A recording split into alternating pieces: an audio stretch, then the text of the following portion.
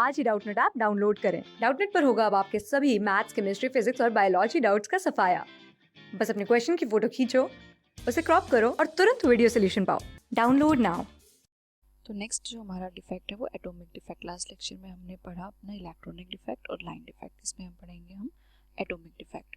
तो सबसे पहले हम किसी भी क्रिस्टल में डिफेक्ट जनरेट क्यों होता है, ठीक है। जब भी हम कोई भी सिंगल क्रिस्टल बनाते हैं तो जो सिंगल क्रिस्टल की फॉर्मेशन करते हैं हम वो स्लो इवेपोरेशन से करते हैं। मतलब जो भी हमारा सॉल्यूशन है उसको हम स्लोली इवेपोरेट करते हैं, तब हमारे पास क्या आता है, एक सिंगल क्रिस्टल बनता है। और जो सिंगल क्रिस्टल हम स्लो इवेपोरेशन से बनाते हैं उसमें भी पॉसिबिलिटी होती है कि कुछ डिफेक्ट्स हो, ठीक है। लेकिन अगर हम उसको स्लोली इवेपोरेट करने की बजाय हम उसको फास्ट रेट पे इवेपोरेट करें, फास्ट और या फिर थोड़ा सा मॉडरेट रेट पे हम उसको इवेपोरेट करें, ठीक है। तो फास्ट रेट पे इवेपोरेट करने पे क्या होगा, आपके जो डिफेक्ट्स हैं वो क्या हो जाते हैं, इंक्रीज हो जाते हैं, ठीक है। क्योंकि आपके जो एटम्स हैं उनको अच्छे से अरेंज होने के लिए अपनी लैटिस में उनको टाइम नहीं मिलता, ठीक है। अगर जल्दी जल्दी हम करें उनका इवेपोरेशन तो डिफेक्ट्स जो होते हैं वो हमें ज़्यादा ऑब्जर्व होते हैं, ठीक है। तो ऐसे ही एक जैसे पॉइंट डिफेक्ट जनरेट हो जाता है या फिर एटॉमिक इफेक्ट जनरेट हो जाते हैं। तो अब ये एटॉमिक इफेक्ट्स जो होते हैं वो भी हमारे 3 टाइप्स में क्लासिफाइड हैं। एक तो है आपका स्टोचियोमेट्रिक डिफेक्ट। तो फर्स्ट है स्टोचियोमेट्रिक डिफेक्ट। सेकेंड है आपका नॉन स्टोचियोमेट्रिक डिफेक्ट, नॉन स्टोचियोमेट्रिक डिफेक्ट। और थर्ड है आपका इम्प्योरिटी डिफेक्ट, इम्प्योरिटी डिफेक्ट।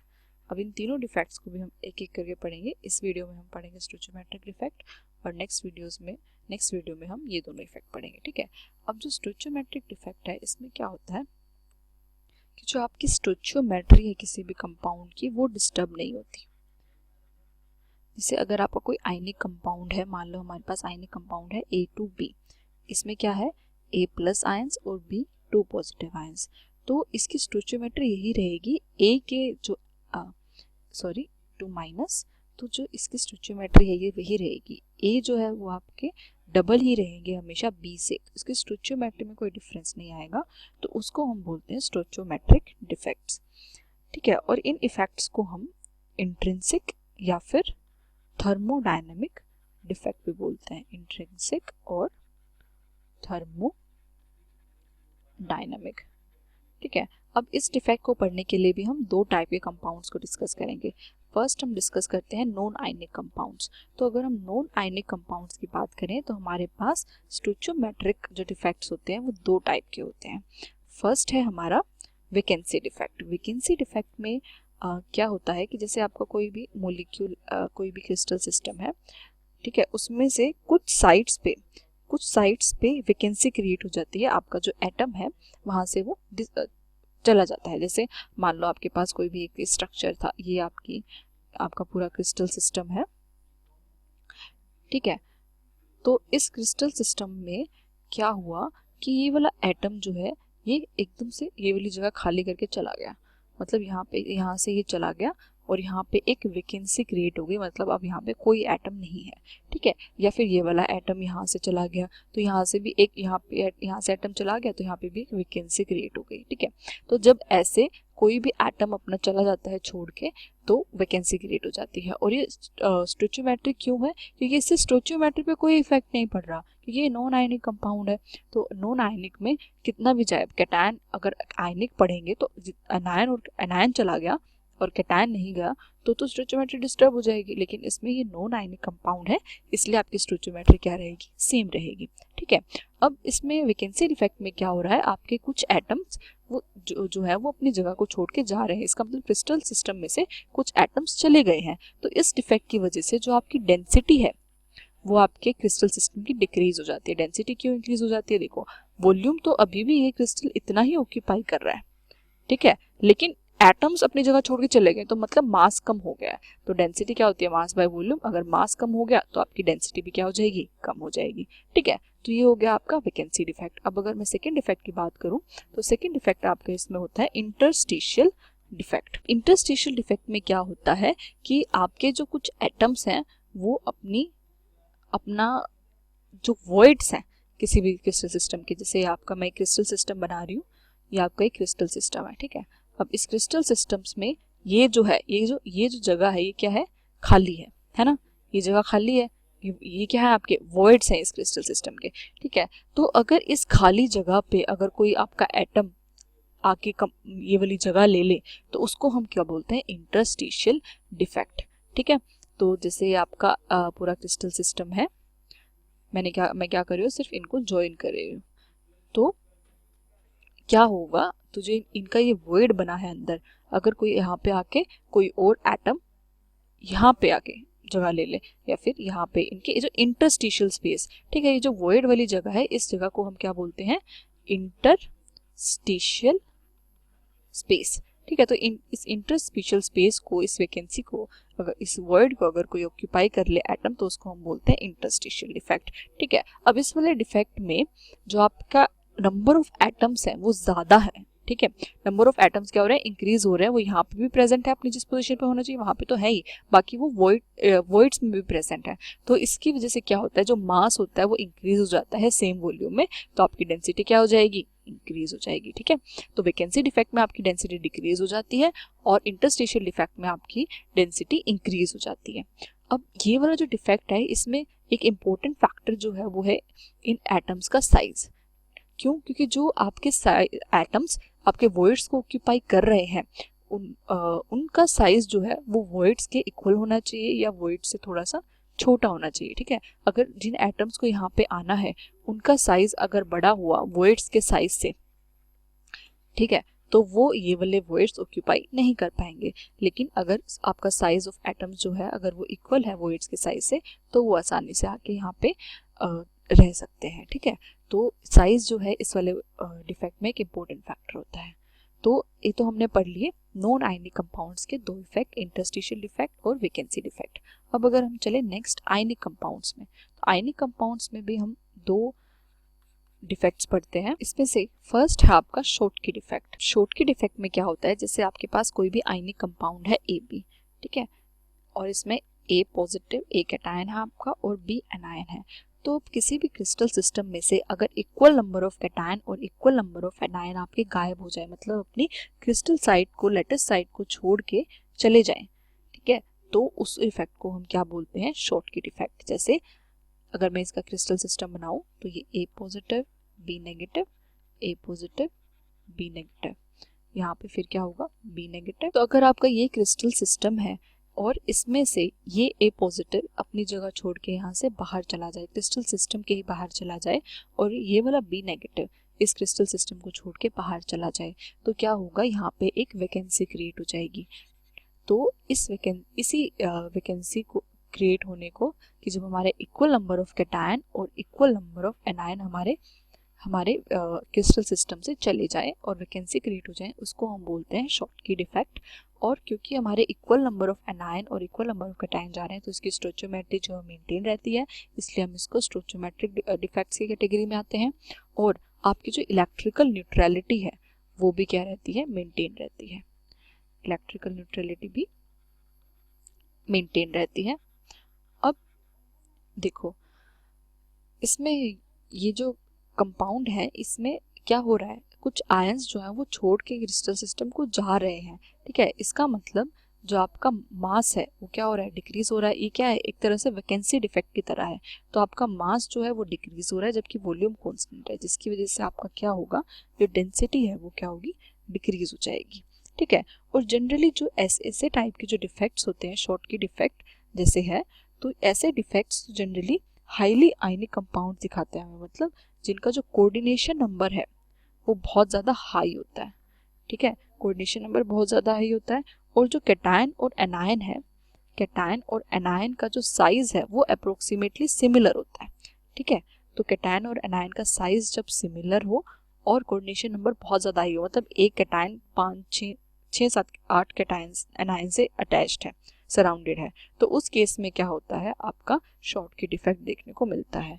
और जैसे कि इसके कुछ एग्जांपल्स हैं हमारे पास, जैसे NaCl है, CaCl है, ठीक है। NaCl में जो कोऑर्डिनेशन नंबर होता है Na और Cl का वो 6 होता है और CaCl में 8 होता है, ठीक है। तो ऐसे कंपाउंड्स हमारे क्या शो करते हैं, शॉर्टकी डिफेक्ट शो करते हैं। अब इन क्रिस्टल्स में जिसमें शॉर्टकी डिफेक्ट हमें देखने को मिलता है, ये कुछ हद तक इलेक्ट्रिसिटी भी कंडक्ट करते हैं। कुछ हद तक क्यों करते हैं, क्योंकि देखो अब यहाँ पे आपका जो होल क्रिएट हुआ, यहाँ पे क्या हुआ, एक होल क्रिएट हो गया, ये क्या हो गया, होल। अब क्या होगा, ये आयन यहाँ से मूव करके इस वाले होल में जा सकता है ना, तो फिर ये वाला आयन यहाँ से मूव करके इस वाले होल में जा सकता है। तो ऐसे जो आपके आयंस हैं ये मूव कर सकते हैं, आप मूव कर सकते हैं आपके चार्ज को, ठीक है।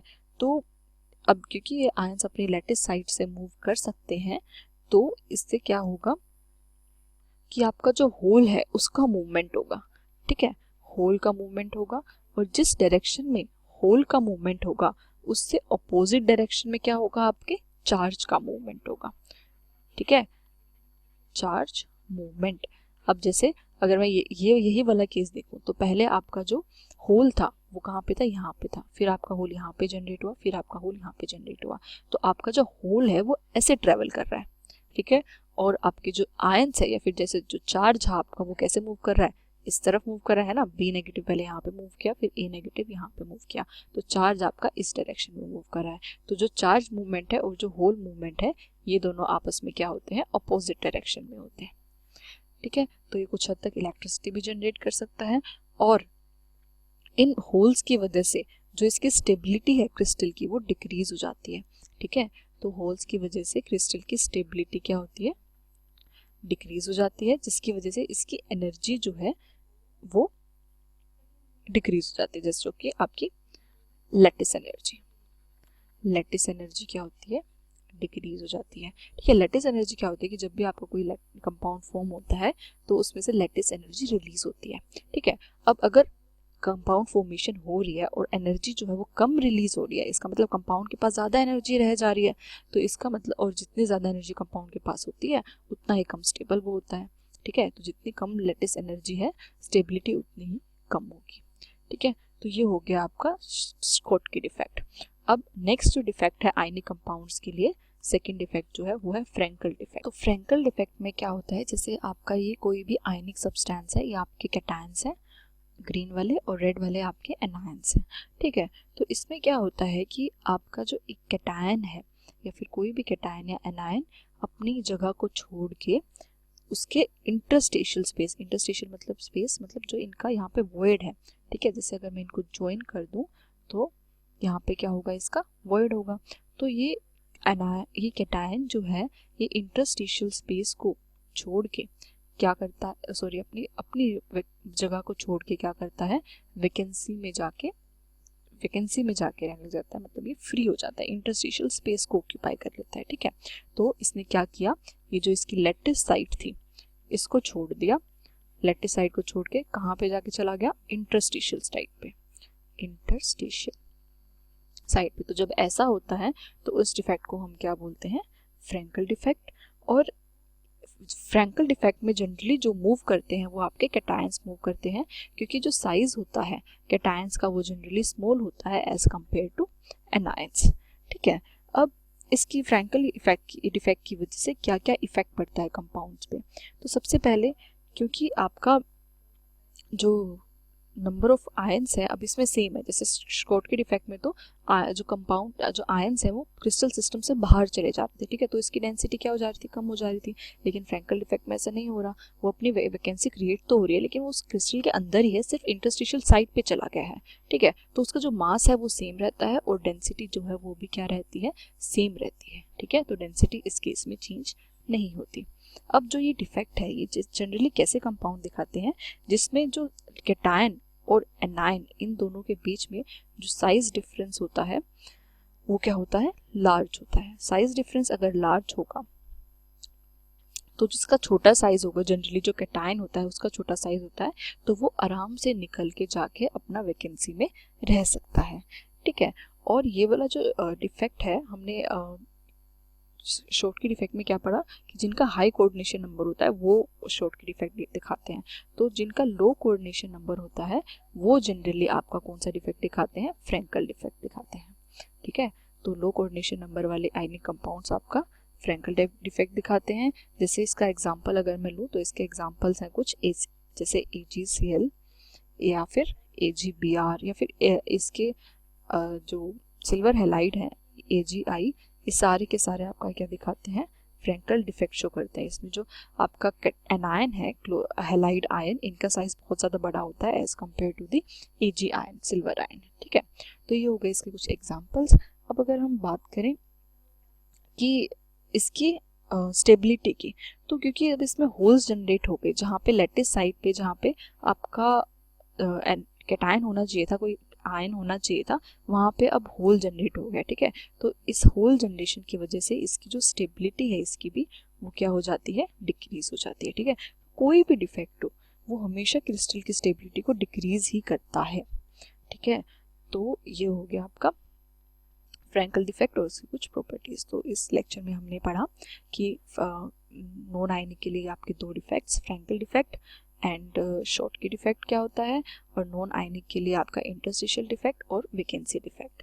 ठीक है, और हमने स्टार्टिंग में पढ़ा कि आपके डिफेक्ट्स, एटॉमिक डिफेक्ट्स एक्चुअली में होते क्या हैं। ठीक है, अब यहाँ पे मैंने आपको बताया था स्टोइचियोमेट्रिक डिफेक्ट्स के बारे में कि स्टोइचियोमेट्रिक डिफेक्ट्स को हम इंट्रिंसिक और थर्मोडायनेमिक डिफेक्ट्स भी बोलते हैं। तो ऐसा क्यों बोलते हैं हम, तो इनको हम थर्मोडायनेमिक डिफेक्ट्स इसलिए बोलते हैं क्योंकि जैसे जैसे हम टेम्परेचर इंक्रीज करते हैं तो ये जो डिफेक्ट्स हैं ये इंक्रीज होते हैं।